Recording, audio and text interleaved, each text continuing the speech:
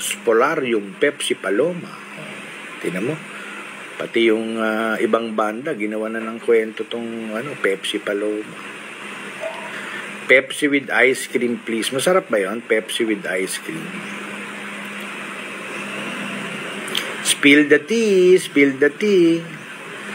Ayan na nga, may nag-spill na ako ng isang tea. Si Director Bert De Leon, mula 1979, ay director ng Itbulaga. Bago namatay, umiiyak sa akin. Kasi pinagsasaksak siya sa likod, siniraan siya para matanggal siya bilang direktor. Pati yung asawa niya, yung naiwan niyang asawa, umiiyak sa akin dahil winalang hiya siya. Oo, plinano. Kaya may sindikato dyan sa Itbulaga. Masasama ibang tao dyan. Ang hindi lang masamang ilang tao na lang, ilalatag ko na kung ano talaga nangyari dyan sa Itbulaga. O hindi ako takot sa TBJ. Ano pinagsasabi niyo? OMG mga kababayan, ang revelasyon po ni Anjo Iliana patungkol nga po dito kay Pepsi Paloma. At ito pa nga po mga kababayan, panuorin natin ano ba ang kinalaman, ano ba ang nalalaman ni ito nga pong si Anjo Iliana dito kay Pepsi Paloma na siya naman po talagang matinding issue nung panahon. Dito Sen, gusto mo ba talaga? Nitong Itbulaga mga kababayan. Panuorin po natin tong video na ito dahil ito pong si Anjo Iliana ay mukhang nag-iinit na po mga kababayan at mukhang hindi na po nagpapapigil pa. At matatandaan po natin, ito pong si Pepsi Paloma ay mukhang hindi po masyado nabigyan ito ng hustisya at patuloy pong minumulto. Ito pong Itbulaga, ito nga pong magkapatid na Tito Sen at Vic Soto at itong si Joey De Leon sa isyong ito. Tayo hindi pa po ito natin alam nung araw mga kababayan. Kaya't makikinig po tayo kung ano po ang nangyari dito sa sinasabing manager po ni Pepsi Paloma at ito nga po ngayon ang i-reveal ni Anjo Iliana mga kababayan. Panoorin po natin ang video. Talaga? Meron ka pang Christopher Min ngayon. Gusto mo talaga? Gusto mo talaga sabihin ko kung sinong kabit mo at kung sino yung girlfriend mo sa Itbulaga na naging girlfriend din ni Bossing, sabay pa kayo? Sasabihin ko lang yung address kung saan mo binabahay yung girlfriend mo sa Itbulaga. Tapos ka na. Pag sinabi ko lahat to, ang payo ko sa'yo, mag-resign ka na ng senador. At saka yung mga nagtatanong dito, walang kinalaman. Hindi, walang kinalaman. Wala akong alam kung sino ang kung meron man na nagplano kay Pepsi Paloma. Wala akong alam. Ha? Wala akong alam. Pero narinig ko kung sino ang pumatay kay Barangay Captain Ray de la Cruz. OMG mga kababayan, narinig daw po niya kung sino ang pumatay kay Barangay Captain Ray de la Cruz. Naku, nakakabahala po ito mga kababayan sapagkat ito pong Itbulaga, ay mayroon po itong imahe ng para po magkaroon po ng kasiyahan ang mga Pilipino. At sa kabila po ng masaya at mabuti pong pinapakita po nila sa madlang people, ay mayroon po palang natatagong lihim. Madilim na lihim, ito pong nasa likod ng Itbulaga na ito mga kababayan. Grabe po itong ating pag-uusapan ngayon. Matinding revelasyon nito po ni Anjo Iliana. At nako mga kababayan, teka lang ha, si Auntie Claire humihirit na naman. Ano ba ito si Auntie Claire mga kababayan? Spokesperson ba ito ni BBM o lahat nagkakampi ni BBM? Dito nagpapatunay, mukhang tuta talaga itong si Tutasin, Ay, humirit. Sige, mga kababayan, itong si Auntie Ninyo Claire. At speaking of hirit, mga kababayan, ako po, mukhang magsasama-sama na po. Hihirit muli ng isang napakalaki, at worldwide na po siguro ito mga kababayan, na rally ng INC. Kumpirmado na po ito at mayroon po tayong mapapanood na video. Matindi po ito mga kababayan, ang mangyayari pong rally ngayon. Matatandaan po ninyo na ito pong si Senator Marcoleta ay isa po ito sa member ng INC at tumutol po yan doon sa pagpapa-impeach kay Vice President Inday Sara Duterte na siya naman din po ang stand ng INC na tigilan na yung mga pagpupulitika na yan. Sumasang-ayon kami ayon sa mga INC dito nga po sa sinasabi ni Marcos Jr. na ayaw niya pong impeachment na yan. Wala po tayong mahihita dyan. Ang problema, Naniwala po itong INC, ngunit pinudol lang pala nitong bangag administrasyon ni Marcos Jr., BBM, itong mga INC. Sapagkat mismo ang anak nitong si BBM ang unang pumirma para dito ngayon sa impeachment kay Vice President Inday Sara Duterte, na siya naman, sinasabi ni Congressman Toby Chanco na lahat ng pumirma dyan na 200 plus na mga congressman, tigwa 150 million di umano ang bayad para lang pumirma sa impeachment ni Vice President Inday Sara Duterte. Yan po ang ating pag-uusapan ngayon, mga kababayan, sa araw na ito. Ngunit bago po natin tunguhin ang mga detalye, nakikisuyo po ako sa inyo sa ngayon pa lang nakabisita sa aking channel, ay paki-like, paki-share, at paki-subscribe na rin ang video ito, ang channel natin, paki-pindot ang notification bell all, nang sa ganon ay lagi kang updated sa lahat ng aking mga upload. Wala pong bayad yan, mga kababayan, pagsusubscribe, pagla-like at pag-share. Walang bayad. As in, literal, walang bayad. Hindi po mababawasan ang inyong bulsa. Yun ay kung gusto nyo lang pong makasuporta sa akin para hindi po tayo matulad sa mga kalistang vlogger na mga bayaran at mga trolls ni Marcos Jr. Let's go na po tayo, mga kababayan. Ituloy na po natin itong revelasyon ni Anjo Iliana bago po natin tunguhin ang magiging people power, mga kababayan, na video. Talaga naman, matindi po ito. At ang kahihiyang sinapit ni Marcos Jr. dito nga po, dito po sa ginanap na EPIC at Asian Summit, dyan nga po sa Korea at saka sa China, sa Malaysia. Kawawang nilalang itong napakahinang bangag na Marcos Jr. Talaga? Meron ka pang Christopher Min ngayon. Gusto mo talaga sabihin ko kung sinong kabit mo at kung sino yung girlfriend mo sa 8 Bulaga na naging girlfriend din ni Bossing, sabay pa kayo. Sasabihin ko lang yung address kung saan mo binabahay yung girlfriend mo sa 8 Bulaga. Tapos ka na. Pag sinabi ko lahat to, ang payo ko sa'yo, mag-resign ka na ng senador. Nako, mga kababayan, ay talaga naman, kung isa itong abogado tapos may mapag-alaman na mayroon itong kabit, dapat ma-disbar. Ngunit hindi naman po ito disbar hindi naman ito abogado. Nag-abog ang duhan na ito at nagagaling-galingan ito dyan sa hearing sa Senado noong panahon ng impeachment ni Vice President Inday Sara Duterte. Nasupalpal ito ni Senator Marcolita, di ba, mga kababayan? Tapos ka na, sabi ni Anjo Iliana, once na sabihin niya ang iyong kabit. Naku po. Yung mga nagtatanong dito, walang kinalaman. Hindi, walang kinalaman.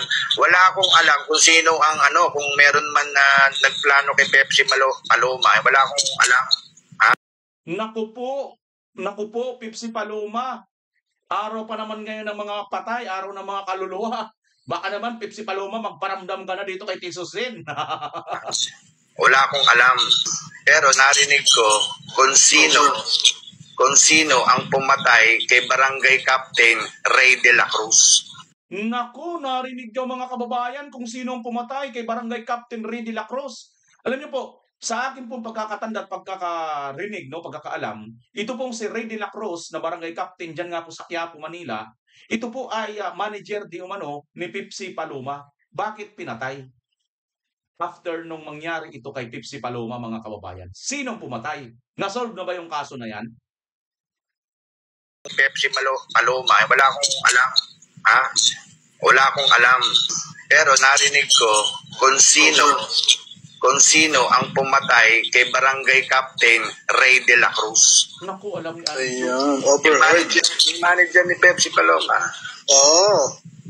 Kaya siguro mag-iiwan na lang ako ng video para sa iyo, Bryce. Paki-play na lang pag pinapatay na ako nitong mga to. Kasi talagang masisira sila Sa sindikato, dyan sa 8 Bulaga, sa sindikato, di ba sabi ko sa iyo, may mga masasamang tao dyan? Yari, mga kababayan, itong 8 Bulaga, sindikato pala at may mga masasamang tao. Ayon dito kay Anjo, mga kababayan, At sabi pa nga niya, pag siya ay pinatay, ay mag-iiwan na lang siya ng video para i-play na lang niya kasi sigurado po. Sigurado, yari sila dito, mga kababayan. Ayon dito kay Anjo, i-play mo na lang itong video, parang mala Inday BP Sara, sabi ni BP Inday Sara, pag siya pinatay, ay patayin niya rin. Di ba? Gurgurin niya rin ang mga nanggurgur sa kanya, mga kababayan. Nako napakatalinong move nito mga kababayan. Nakapagawa na pala ito si Anjo ng video. At sana bago ka Anjo no, i-reveal mo na yan kung ano ang video na yan. Baka ito na yung mga sagot no sa mga matagal ng tanong ng taong bayan, mga kababayan. Yung sindikato sa Itbulaga. Oh, isa na si Tito Sen doon sa sindikato doon. Parang advisor yun, advisor. Si Big tsaka si Joey walang kinalaman sa sindikato dyan sa Itbulaga. Iyon mga kababayan. Si Tito at saka si Vic at saka si Joey wala daw pong kinalaman. So hindi naman po lahat ng nasa Itbulaga. So kayo humusga mga kababayan kung ano ba ang katotohanan dito sa sinasabi ni Sir Anjo Illana. Mga revelasyon, mabibigat po itong mga revelasyon niya, no mga kababayan. At mayroon po tayo nakitang post na ito daw si Tito Sen na hindi na raw niya ito papatulan mga kababayan. Aba, paano ba naman sabi nga ni Anjo Illana, ang dami ng mga kanyang mga troll, no? Kanyang mga gumamit na siya ngayon ng kanyang mga mga tagapagsalita. At ang isa sa tagapagsalita as usual mga kababayan, nakakapagtaka. Sandali nga, tagapagsalita rin ba ito ng palasyo? Ay ni Tito Soto? Anjo Illana, binira ni Yusek Castro. Walang kredibilidad, nangangamoy DDS. Gago. Hindi nga siya nangangamoy ugok. Buo pa talaga ito mga kababayan. Hindi na nga siya nangangamoy. Nagdi-declare nga siya. Anong nangangamoy pinagsasabi mo? Nag-declare na nga siya na gusto niya maging DDS supporter. Bakit gusto niya maging DDS? Kasi nga, una, malamang itong si Anjo, galit din siya sa mga drogista, galit din siya sa mga sindikato. Dahil yun nga, nire-reveal nga yan, di ba? Sindikato dito sa Itbulaga, mga kababayan. So ayaw niya dyan magpalin lang sa mga sindikato ng Itbulaga. Dito sa administrasyon, di ba? Sino ang nagsabi? Si Chavit Singson, di ba? Sindikato na itong administrasyon na ito ngayon. At marami na po mga kababayan nagsasabi, sindikato lang po makakagawa nitong pangyayaring darambong, pagnanakaw. Grabe po itong pagnanakaw. Biruin mo ba naman, mula pa noong 2023, no? Inumpisa na nila magnakaw hanggang, di pa umiinit ang puwit ni BBM dyan sa kakaupo, sa Malacanang. Kasi 2022 pa lang siya nanalo, di ba? 2023, bilyon-bilyon na kaagad ang ninakaw nito mga animal na to. Grabe, Kung talagang nakakausap mo yung tatay mong kaluluwa, kung matino yun, dapat pinayuhan ka na Hoy, tigilan nyo na yung pagnanakaw nyo na yan. Kaya lang siguro, mana ka din doon, mana din sa iyo yun. Kaya siguro, ganun na lang. Nag-record naman kayo na magnanakaw Di ba mga kababayan? So yan mga kababayan, ano masasabi ninyo rito? Itong si Paloma ay muli na naman po minumulto itong Itbulaga at ito nga pong si Tutasin mga kababayan. At mukhang, naku po, marireveal ito balang araw yung kabit niya. Ano ba yan? Yung asawa umiiyak sa akin dahil winalang hiya siya. Ano? Oo, plinano. Kaya may sindikato dyan sa Itbulaga. Masasama ibang tao dyan. Naku. Ang hindi lang masamang ilang tao na lang, ilalatag ko na kung ano talaga nangyari dyan sa Itbulaga. O hindi ako takot sa TBJ. Ano pinagsasabi niyo?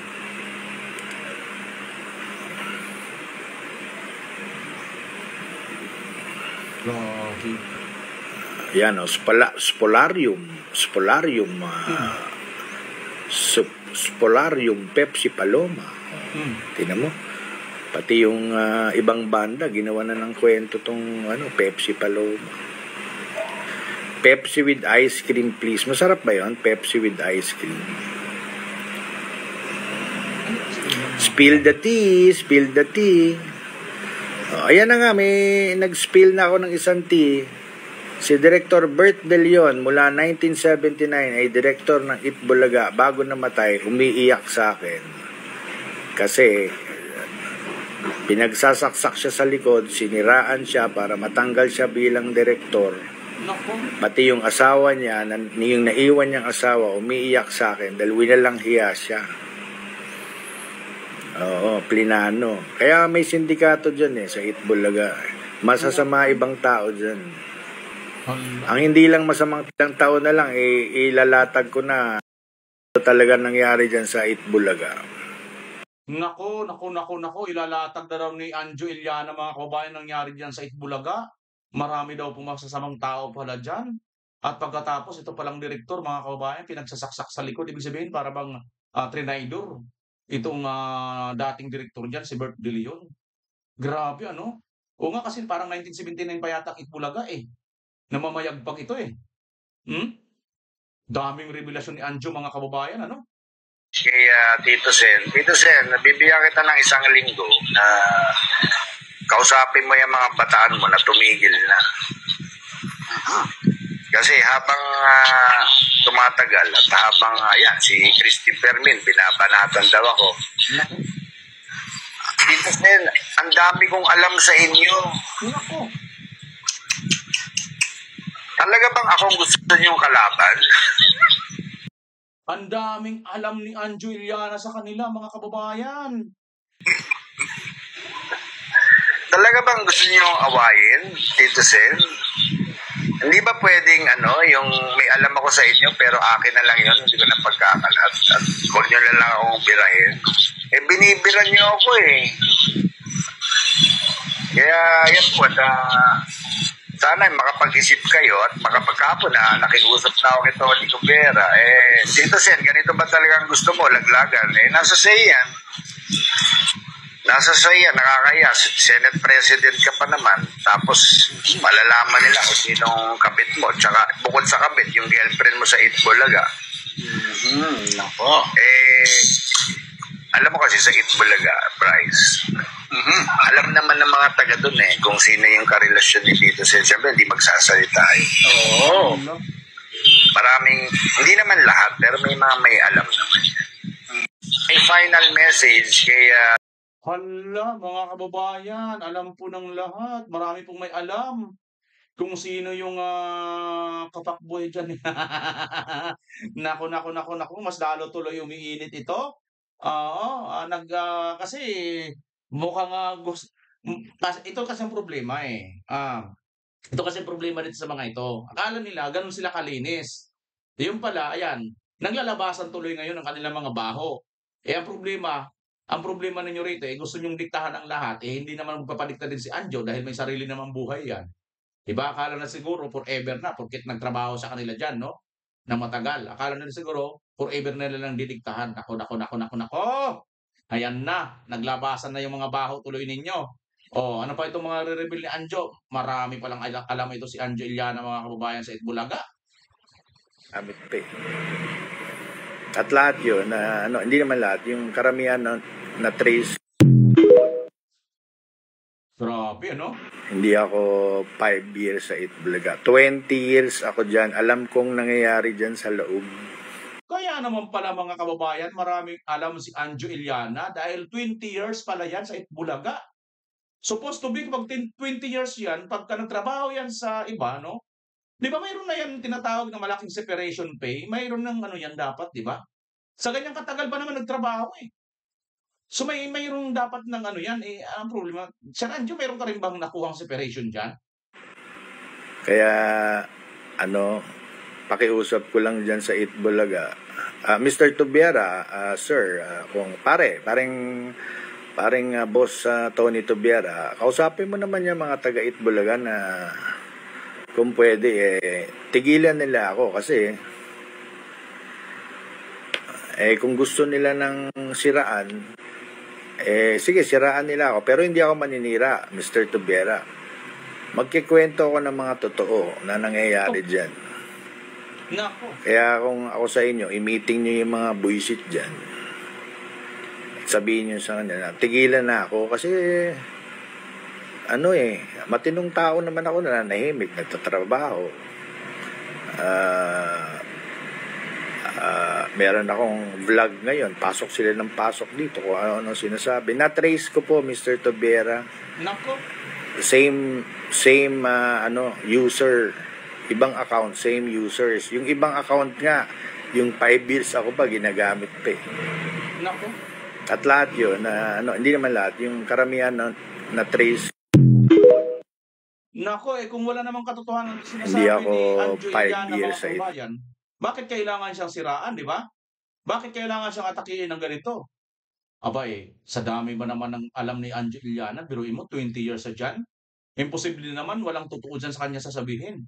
Kayo ba mga kababayan, naniniwala ba kayo walang totoo sa sasabihin ni Anjo Iliana sa loob ng 20 years? At sino kaya yun? Yung dumali doon sa manager ni Pepsi Paloma. Kasi sinabi niya, wala daw siyang alam tungkol dito sa nagplano kung sino ang yumari kay Pepsi Paloma. Kaya lang, yung manager ni Pepsi Paloma, mukhang narinig niya mga kababayan kung sino nangyari. At bakit nangyari yung manager ni Pepsi Paloma? Ito yung napaka-matindi pong mga katanungan mga kababayan. Nasa tingin ko, mukhang malapit-lapit na natin ito malaman mga kababayan. Ano? Kaya lang, bago po natin malaman, yung mga atake na, mga alipuris ni Tito Sin. Ano? Pati pa ito si Anticlear, nakakagulat mga kababayan. Magkano-ano ba si Anticlear, ang Palasyo, si BBM, at saka ang si Tito Sen? Ano bang kanilang relasyon mga kababayan? Bakit parang, pati itong si Anticlear, pinagtatanggol si Tito Sen? Ano bang kanyang ano? Anong kanyang kinalaman kay Tito Sen mga kababayan? Ito ba yung isa sa nagpapatunay na ang Tito Sen na Senate President ay tuta talaga ni Martin at ng Palasyo? Ay nagtatanong lang ako mga kababayan ito ba yung katunayan? Kasi bakit si Anticlear nagsasalita, nagdadaldal, di ba taga-palasyo yan? Di ba supposed to be, tagapagsalita yan ni BBM? Anticlear, liwanagin mo nga kasi wala na kaming pera papasweldo sa'yo. Mandubli-dubli kang trabaho. Ha? Isa lang ang trabaho mo. Yes, good morning at ano pa yung buhok ko? Breakfast ako at Tito Sen, ang dami mo na naman na pinalabas na yung mga bayaran mo na sa mga vloggers, Tito Sen. Gusto mo talaga ng Tito Sen, gusto mo talagang laglagan? Gusto mo i-reveal ko na mula 2013 kung sino po yung kabit nyo, Tito Sen? Okay ba sa iyo, Tito Sen? Gusto mo sabihin ko na kung sino yung kabit mo mula 2013 na pinalakad mo sa akin? Sabihin mo lang, Tito Sen, at ko na, i-box reveal ko na. Sasabihin ko na sa taong bayan kung sino yung kabit mo mula 2013. Sige lang, banatan nyo lang ako at marami pa akong ilalabas. Sige, banatan nyo lang. Ito, sa Anticlear, binabanatan ka. Pati si Christopher Min, binabanatan ka. Yan Anjo Iliana, binira ni Yusek Castro. Walang kredibilidad, nangangamoy DDS. Gago. Anong nangangamoy DDS? Nag-declare na nga siya na gusto niya maging DDS Bangag ka ba? Hindi, nagtatanong na, bangag ka ba, Claire? Ito mga kababayan, ano ba itong mga pinapasabog dito ni Anjo? Ang tindi nito mga sinasabi dito ni Anjo mga kababayan, no? Kailan kaya, no? Sa bagay, sa malawat at madali mga kababayan, yung 20 years na paninanatili dyan ni Anjo Iliana sa Itbulaga, marami na siyang alam, no? At sabi nga niya, sige, banatan niyo lang ako ng banatan upang ilabas niya. So, ibig sabihin mga kababayan, dahil nga ito ngayon, binabanatan siya ngayon ng binabanatan itong mga alipuris ni Tito Sen, may lalabas ito. So, antay-antay tayo, popcorn tayo dito mga kababayan, ha? Panoorin natin. Ito ang kanyang mabibigat na mga revelasyon ni Anjo Iliana. Tito Sen, gusto mo ba talaga? Meron ka pang Christopher Min ngayon. Gusto mo talaga? Gusto mo talaga sabihin ko kung sinong kabit mo at kung sino yung girlfriend mo sa Itbulaga na naging girlfriend din ni Bossing, sabay pa kayo. Sasabihin ko lang yung address kung saan mo binabahay yung girlfriend mo sa Itbulaga. Tapos ka na. Pag sinabi ko lahat to, ang payo ko sa'yo, mag-resign ka na ng senador. At saka yung mga nagtatanong dito, walang kinalaman. Hindi, walang kinalaman. Wala akong alam kung sino ang kung meron man na nagplano kay Pepsi Paloma. Wala akong alam. Wala akong alam. Pero narinig ko kung sino ang pumatay kay Barangay Captain Ray de la Cruz. Ayan, Yung manager ni Pepsi Paloma. Kaya siguro mag-iiwan na lang ako ng video para sa iyo, Bryce.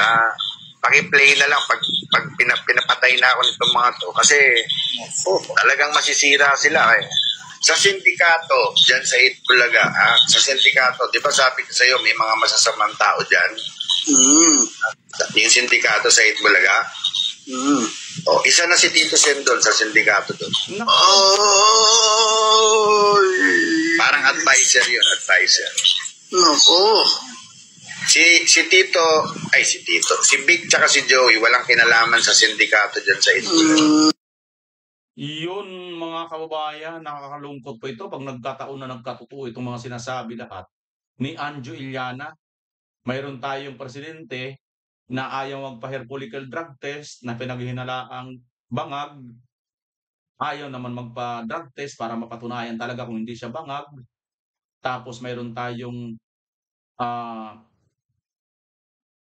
House Speaker dati na Martin Romualdez na pinaghinalaang tumanggap ng bilyon-bilyon, nagnakaw ng pera. May mga congressman tayo na puro ghost project at saka overprice ang mga ginagawa. Naku po. Tapos mayroon pa tayong mga senador na katulad nito na may mga nakatagong lihim sa banda pa roon, mga kababayan. Abay, ito na siguro ang dahilan, mga kababayan, kung bakit mukhang pati INC, KOJC, at ang pangalan nito isa, GIL. Bakit ang GIL, mga kababayan? Ang GIL po, no, hindi po natin sinasabi na maaaring magkatotoo, no, itong mga ito na magsama-sama.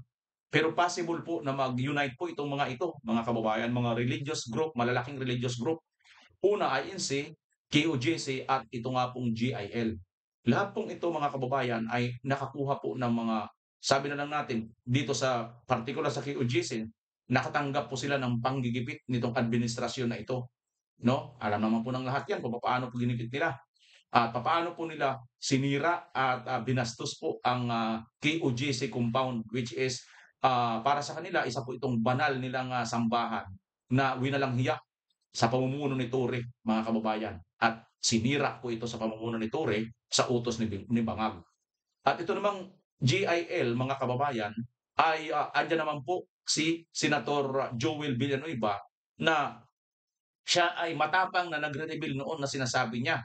Biruin mo, ang isang bampera na si Zaldico, siya ngayon yung tagapagbantay ng blood bank, yung pera ng bayan, na halintulad sa isang blood money or money, pera, na si Zaldico na isang bampera, siya yung bantay. Grabe, no? Ito yung mga banat ni Joel Villanueva noon. At ngayon, ito na. Instead na pahuli nila, dakpin nila si Zaldico at ikulong at dalhin dito, hindi nila ginawa kundi mas kinasuhan pa nila si Joel Villanueva na isang GIL member. Ang tatay nga niya, yung founder at nitong GIL, si Eddie Villanueva.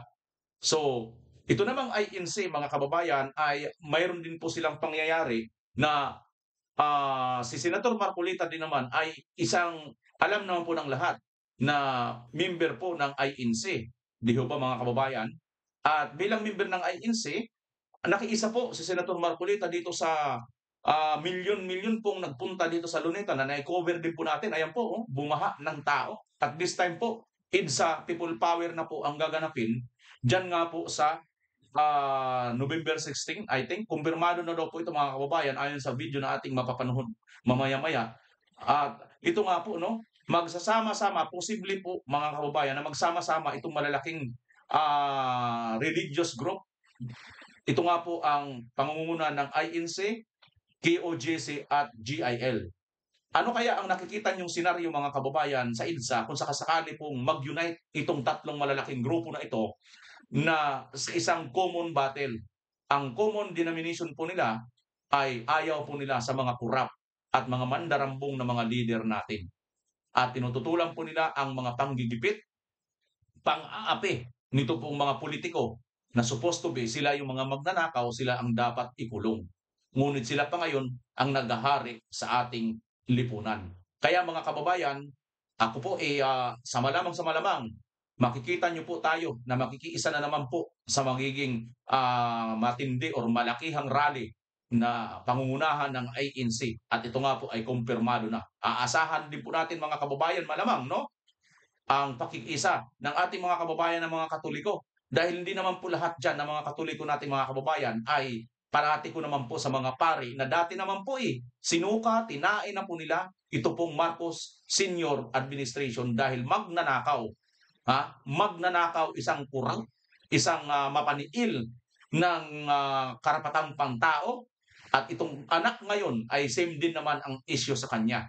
Isa rin pong kurap, magnanakaw, magdarambong, mambubudol. Ngunit magkaiba na ang sigaw nila noon at ngayon. Dati, kanila pong pinapatalsik, ngayon naman po kanilang kinakampihan. Nakakalungkot, ngunit ganun po ang realidad mga kababayan. Pero this time, ito na po ang bagong mga tao na mag-unite. Ito na po ang totoong naghahanap ng hustisya mga kababayan. Panoorin po natin ang magiging kumpirmasyon at kumpirmado. Saan nga ba talaga gaganapin ang malaking rally ng INC mga kababayan? At kailan ito? Iniiwan ko sa labas yung mga pagkain dito sa sala, binubuksan ko bintana. Meron namang pintuan kasi ang aking sala. At pwedeng maging refrigerator itong aking sala. No? Congratulations nga pala dun sa aking mabuting kaibigan, si Tina Legarda, nakakuha ng Michelin star, yung kanyang restaurant na Kumba, dyan sa BF Homes. Naku, alam nyo, yung si Tina ay talagang napaka-talented na chef yan. No? Ang aking paborito sa kanya, yung Steak Manila dyan sa kanyang restaurant sa BF Homes. Bagamat itong Kumba, ito'y bagong restaurant na parang fusion na Philippine, Spanish, and Middle Eastern or Mediterranean cuisine. Di pa ako nakakakain dyan kasi binuksan niya, wala na ako sa Pilipinas. No? Pero it must be good dahil matakin nyo, nakakuha siya kagad isang Michelin star. No? At karangalan talaga yan dahil konti-kaunti naman po talaga ang mga restaurants na mayroong Michelin star dyan sa Pilipinas. So maybe one of these days, baka maimbitahan natin si Chef Tina, no, para sa isang talakayan nang makita natin kung ano ang kanyang sikreto at nakakuha siya ng Michelin star kaagad. No? Congratulations, Tina. So pag-usapan po natin, nakakuha na tayo ng konfirmasyon sa Facebook na galing kay John Lee na isang iglesia member na meron na po talagang nakakasang rally sa EDSA ang Iglesia ni Cristo. Kung maalala nyo, yung huling nag-rally ang Iglesia ni Cristo sa Luneta, napuno nila ang Luneta. 1.4 million ang nag-attend. No? At sigurado ako na itong panawagan nila na 2 araw na pagrarally, mapupuno nila ang EDSA. Kasi ang EDSA, mas madali namang mapuno yan. Bagamat yan po ay mahaba, makitid po. No? Hindi gaya ng Luneta na malawak. Ang tanong na marami, ito na ba inaantay natin para matapos na ang administrasyon ni Marcos Jr. at talaga naman pong dapat matapos na ha. Doon sa mga nag-iisip pa kung dapat bang mawala ng Marcos administration, maawa na po kayo sa Pilipinas. Umabot na po ng 60 ang palitan sa piso. Ibig sabihin, wala na pong kumpiyansa ang kahit sino sa piso. Bakit po? Kasi nga po lumalabas na napakahina na ng ating ekonomiya dahil nga po sa 2 bagay, no? Sa korupsyon na lantaran at pangalawa, doon sa masamang pangrelasyon na panglabas ng Pilipinas na talagang inaaway ng Marcos administration, ang pinakamalaki at pinakaimportanteng trading partner ng buong daigdig ngayon, ang bansang China. Yan po ay ating pinagbabayaran na ngayon at ang resulta po ng mas mahinang peso ay lahat po ng inaangkat natin para sa pang-araw-araw nating pangangailangan. Kumpirmado mga kababayan ayon dito kay Attorney Harry Roque, kumpirmado po. Ayon doon sa kanyang kakilala na nag-post po sa Facebook na mayroon pong magaganap itong INC rally sa November, itong November 16, dyan nga po sa EDSA. So, ang tanong na lang nito, kayo ba ay makikiisa kahit hindi po kayo INC? Malamang sa malamang, ang panawagan po nito ay anti-corruption. At malamang sa malamang talaga mga kababayan, panagutin. Panagutin po talaga ang totoong may kasalanan. Kasi nakikita naman po natin kay Senator Marcolita, tinutumbok niya po ang investigasyon dito nung siya pa ay namumuno ng bilang chairman nito pong komite ng Blue Ribbon. Ngunit nang ito po ay inagaw sa kanya, nito pong ni School Bocol, ang company at ni Pinky Lacson, mga kababayan, abay ito na. Hindi na lang po nila basta dinadivert, kundi pinatigil pa nila. Nag-urong-sulong laban ubawi. Akala siguro nitong mag-amo na ito, nandun sila sa show ng Itbulaga para maglaban ubawi, mga kababayan. So, makikisa ka ba? Kung makikisa ka, pakisulat mo na rin ang iyong lugar kung taga saan ka. Sapagkat baka ito na po ang ating inihintay. Huwag ka pong pahuhuli mga kababayan sa isang makasaysayan. Patalsike, pag halimbawa magkakaroon po ito ng mangyayari mga kababayan, mapayapa po nating ah, paalisin ito pong presidente na wala pong silbi. Kinakawawa na po tayo sa buong mundo. Wala pong silbi. Pag dapat mag-resign na po siya, maawa naman po siya sa kanyang sarili. Ang ligasiya po ng kanyang ama, kung mayroon pang natitirang kabutihan ng kanyang iniisip, dapat irespeto niya. Kasi wala na po sirang-sira na po sila, mga kababayan. So ito, sana asahan ko rin kayo mga kababayan dahil ako rin po, pupunta rin po ako dyan sa rally na yan. Kailangan, pangunahin na dyan ay gasolina ay lalo pa pong tataas ang presyo dahil nawawalan po ng balor ang piso, mas maraming piso ngayon ang kinakailangan para bayaran yung ating gastos, lalong-lalo na sa gasolina. No? At siyempre, lahat naman po kapag tumaas ang presyo ng gasolina ay tataas. Kasama na po dyan ang presyo ng pagkain dahil lahat naman po ng pagkain meron talagang kalagap for transportation. No? Now, bukod pa po dyan, all-time low na po ang ating stock market. We have the worst performing stock market in the world. Ibig sabihin po, yan ay nagpapatunay din na wala na rin kumpiyansa yung mga nangangalakal, yung mga nag-invest, mga nagbibigay ng kapital sa Pilipinas. At hindi na natin kinukonsider na magandang investment opportunity in Pilipinas dahil we have the worst performing stock market on earth ngayon. No? At bukod pa dyan, ayan nga po, no? Kinakailangan ng baguhin ang ating mga growth targets. Binaba na po ng growth targets ng administrasyon ang ating paglago ng ating ekonomiya itong taon nito at sigurado sa mga susunod na taon ay ibababa pa rin yan. Ibig sabihin, titindi pa po ang nagaganap ngayon na pagkagutom sa ating bansa at ngayon, isa sa 2 Pilipino ang gutom. No? So, yan po ang mga kadahilanan kung bakit talaga kinakailangan magpalitan ng gobyerno dahil hindi na natin maaantay pa ang 2028. Ulitin ko po hindi rin po pwede na mag-eleksyon tayo sa 2028 na nakaupo pa ang mga Marcos. Sigurado po ako, ang mga Marcos, dahil hawak nila mga makina na magbibilang ng boto, hindi nila pananalunin si Inday Sara kung sila pa rin ang nakaupo sa 2028. So kinakailangan po talaga matanggal ang mga Marcos ngayon na, now na, not tomorrow, not in 2028. Dahil baka nga po, wala na tayong kinabukasan na pinag-uusapan kung tatagal pa ng 2 pang taon itong Marcos na hindi talaga alam ko anong gagawin para mamuno sa ating bayan. Bagyo darating, ang sasabihin, nagkakamot ng ulo, anong gagawin natin? Nabangkarote, di umano, nababangkarote, di umano, ang GSIS, nagkakamot ng ulo, hindi alam ang gagawin, no? Anong gagawin natin dyan? Nakikipag-away sa China sa panahon na pati ang Amerika nakikipagkaibigan sa China. At ang inaasahan pa rin, re-resbakan siya ng Amerika dahil kinakailangan nga ng mga Amerikano ang ating lupain para gamitin na base militar laban sa China kung ito ay lulusob sa Taiwan. Hindi naman niya nalalaman na nag-iigi na yung relasyon ng dalawa at naiiwan na tayo sa kangkungan dahil nabawalan na tayo ng balor as far as President Trump is concerned dahil habang wala ng banta na magkakaroon ng military confrontation sa panig ng Amerika at saka ng Amerika, wala na rin saysay sa kanilang Pilipinas. So, sinong tutulong sa atin? Wala po. Kaya nga po, yung mga kadahilanan na yan, unang-una yung kadahilanan na kapag hindi siya natanggal, lalong lalala ang pagkagutom ng taong bayan, ang dahilan kung bakit dapat mapalitan na si Marcos Jr. Yung sinasabi ni Atty. Harry Roque na wala na po tayong balor dyan po sa market, ito na po yun mga kababayan. Ito po ay isang nakakaawa na pong sitwasyon nating bansa. Kung hindi pa po ito matanggal itong si Marcos Jr., ay saan na po talaga ang gusto ninyo? Ano na po mangyayari sa ating bansa? Ayan po mga kababayan. Yung post po ni Donald Trump, no? Sabi nga rito ni Daryl Yap, no? Dear President Donald J. Trump, I write cause offend not mention Philippines in your post. Why not honorable mention? Why put in others? We are not others. Our president always thinks of you. With kakampings and Rappler and more media always put America up there and China dark side. It hurts not mention cause President Philippines always follow the leader follow the leader. We look like shame and shy cause we did all and still no mention to us. I hearted most caused long history of our pair. We always on your side. That's what friends are for. So unfair.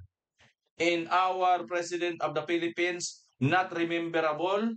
Are you amnesia or we did not matter? We have no space and wait in your American heart by Benson Boone.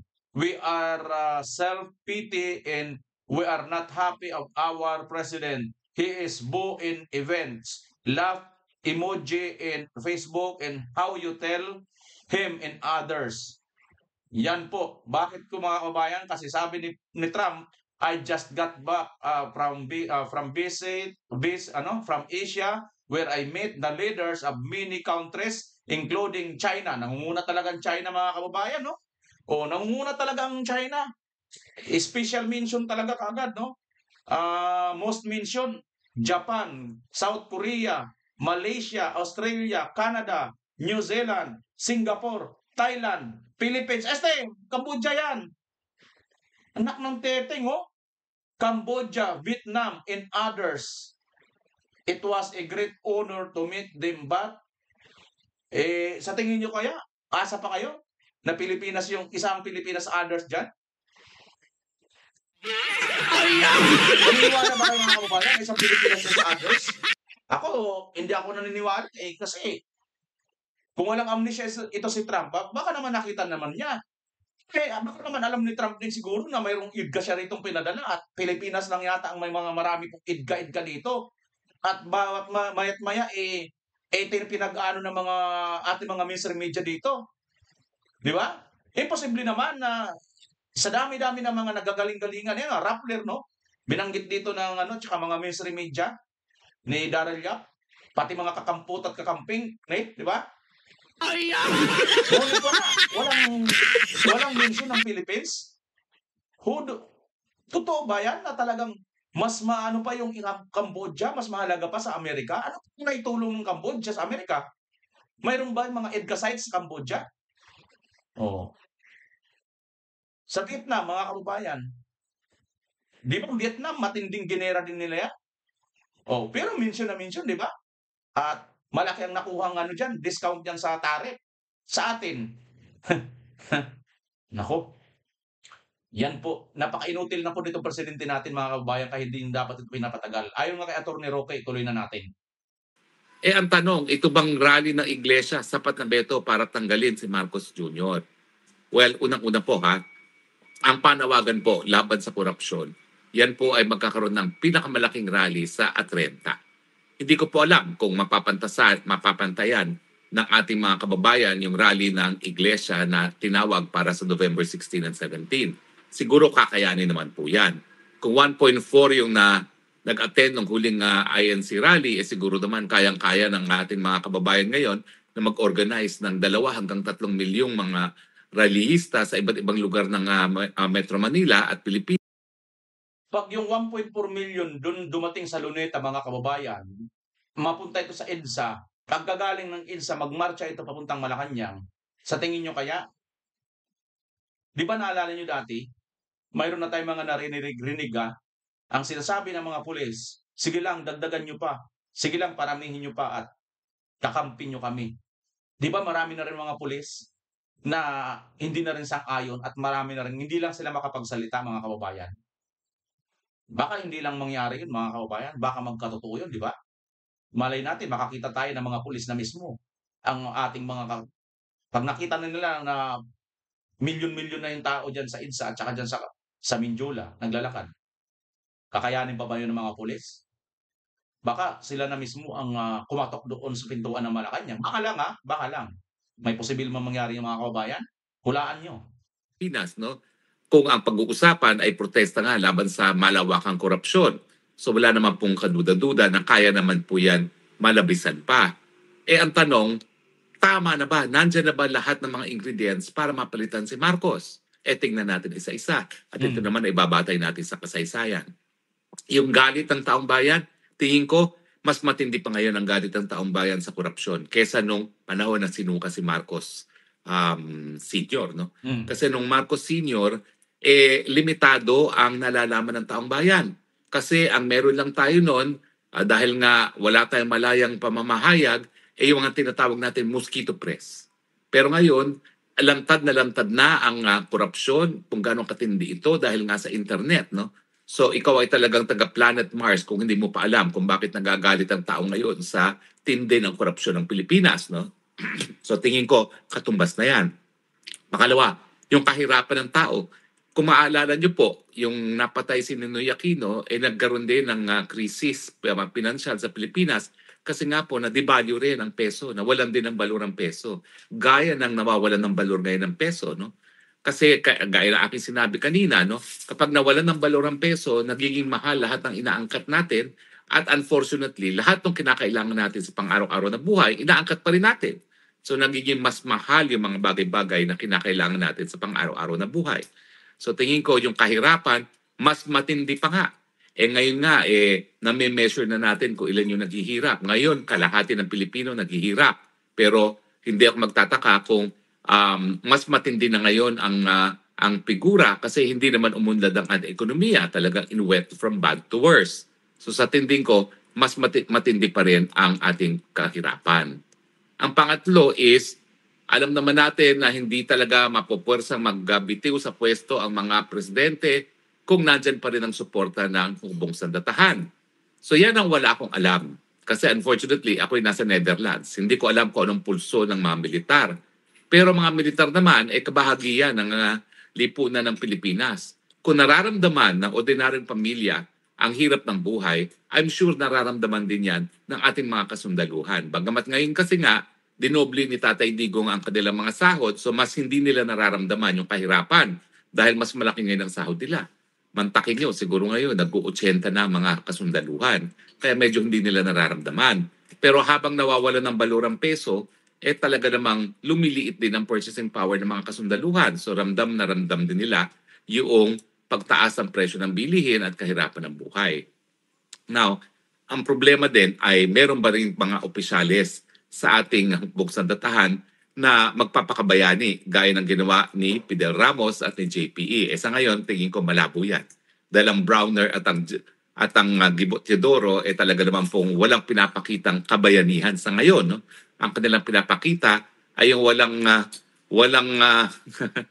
batid na suporta dito sa administrasyon ng palpak. Ito nga si Gibo Teodoro, doon sa ASEAN Summit, nagmalaki pa na hindi raw niya kinausap ang kanyang counterpart na Minister of National Defense ng China dahil masasama daw ang ginagawa ng China. Hello? Lahat ng tao gusto nga makipagkaibigan na sa China, lalong-lalo na si Marcos Jr. na nagpumilit pa na kamayan si President Xi na labag sa protocol. Tapos ikaw na isang kalihim lamang ng isang presidente na nagsumikap na talagang pinagsiksikan ng sarili para batiin si President Xi. Ikaw pa magsasabing hindi mo papansin ang mga Chinese counterpart mo. Di ba mali yun? Correct. Ay nako, hindi ko maintindihan. Pero yun nga po, yan siguro ang kulang na ingredient. Kasi mukhang walang suporta ang pagpapalit ng gobyerno pagdating dito sa hepe ng Armed Forces of the Philippines, hepe ng PNP at saka ng kalihim ng National Defense. Kasi nung 2 beses na nagpalit tayo ng presidente, at least yung hepe ng police, PC, na si Fidel Ramos at saka yung Secretary of Defense ni Marcos ay talagang bumitiw sa chain of command na mukhang hindi mangyayari sa ngayon, no? Unless talagang merong iba na mga opisyalis ng militar na magsasabi, titiwalas, aalis na kami sa chain of command at hindi na namin kikilanganin pati si Browner at saka si Gibo Teodoro, no? At hindi na nila kikilalanin ang Marcos Jr. bilang Commander-in-Chief ng Armed Forces of the Philippines, no? So pag walang ganyan na titiwalag sa chain of command, talagang hindi makakasapi sa pagpalit ng gobyerno ang hukbong sandatahan. Pero ang tanong nga is, masisitmura pa ba pati ng mga matataas na opisyales ng hukbong sandatahan at kapulisan ang nangyayari sa ating bayan ngayon? Ang nakakagalit siyempre, silang mga sundalo, binubuwis ang buhay nila para sa inang bayan. Pero nung ginagawa ng mga politiko, nagpapasasa sa kanilang pwesto. Nagpapayaman galing sa kaban ng bayan. sigurado naman ako na dahil itong mga militar at saka mga pulis na opisyalis na ito ay nag-aral naman sa Philippine Military Academy, nag-aral naman sa PNPA, meron silang sapat na pagmamahal sa bayan para alam nila na kinakailangan na ang bagong kabayanihan now na, not tomorrow. Kung nagbubulag-bulagan ng Browner at saka Antidoro sa realidad ng lipunan sa Pilipinas, sa matindi ng kahirapan, alam ko naman na meron pa rin ibang mga opisyalis na nararamdaman at nakikita yan. At alam nila na meron talaga silang obligasyon na maging protektor ng sambayan ng Pilipino.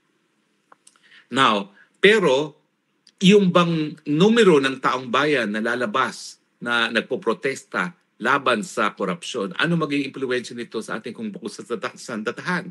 Well, siyempre, yan ang magiging basihan ng ating mga kasundaluhan at kapulisan kung dapat nga ba nilang bigyan ng proteksyon ngayon ang mamamayang Pilipino.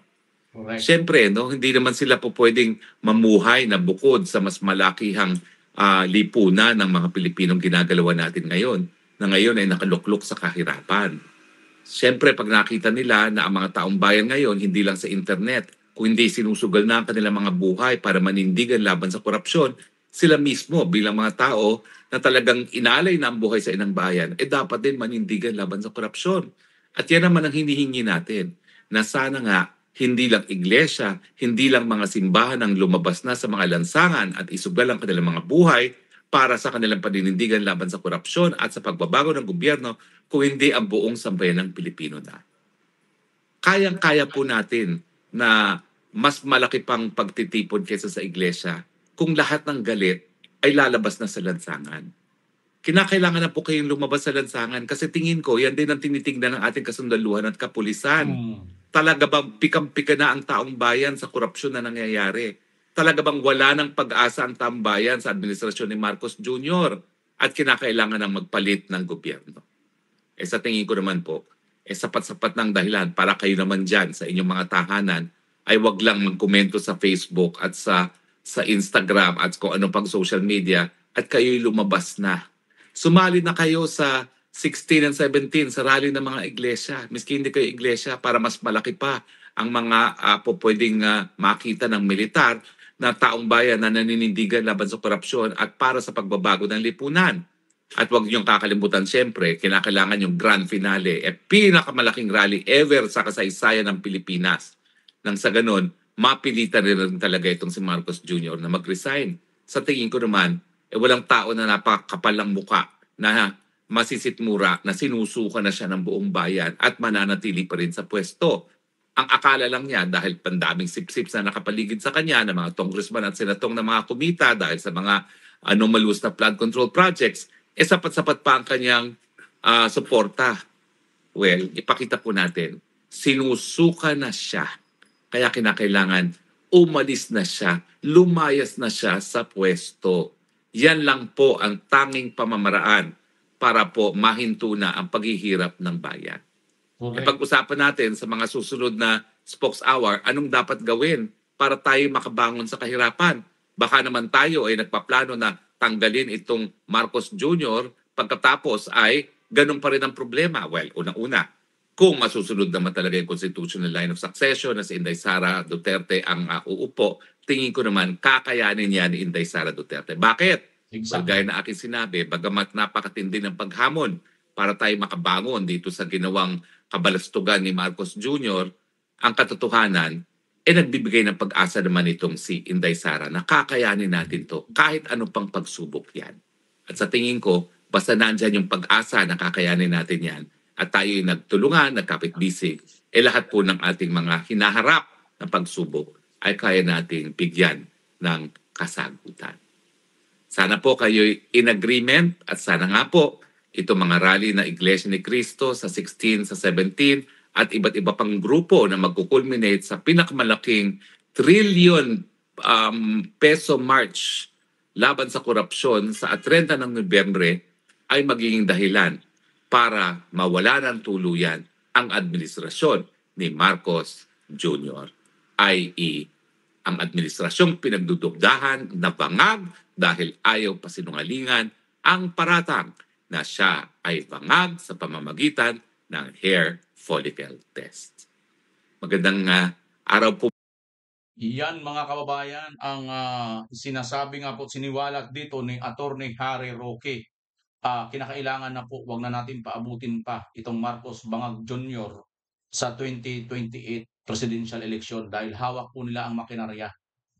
Kaya kung talagang ikaw, isa ka na sa talagang gipit na at nararamdaman mo na itong pambubudol, pagnanakaw nitong Marcos administration na ito.